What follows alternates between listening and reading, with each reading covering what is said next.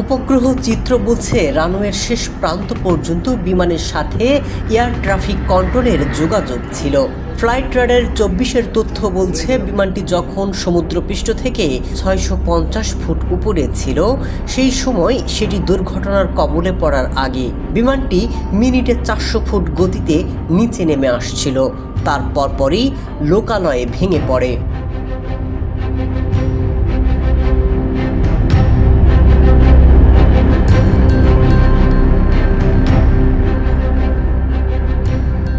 দুপুর 1:39 বিমানটি রানওয়ে ছাড়ার পর পাইলট কল করে জানায় বিপদ সংকেত। কয়েক সেকেন্ডে যোগাযোগ বিচ্ছিন্ন হয়ে যায়। বিমান তখন 625 ফুট উপরে। বিমান যখন দ্রুত গতিতে নিচে নেমে আসছিল সেটিকে নিয়ন্ত্রণ করার জন্য পাইলটের হাতে 1 মিনিটও সময় ছিল না।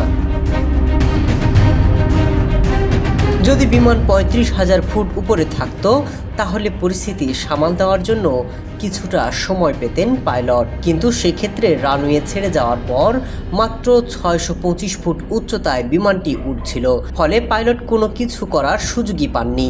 এমন অবস্থায় ঘটে দুর্ঘটনা।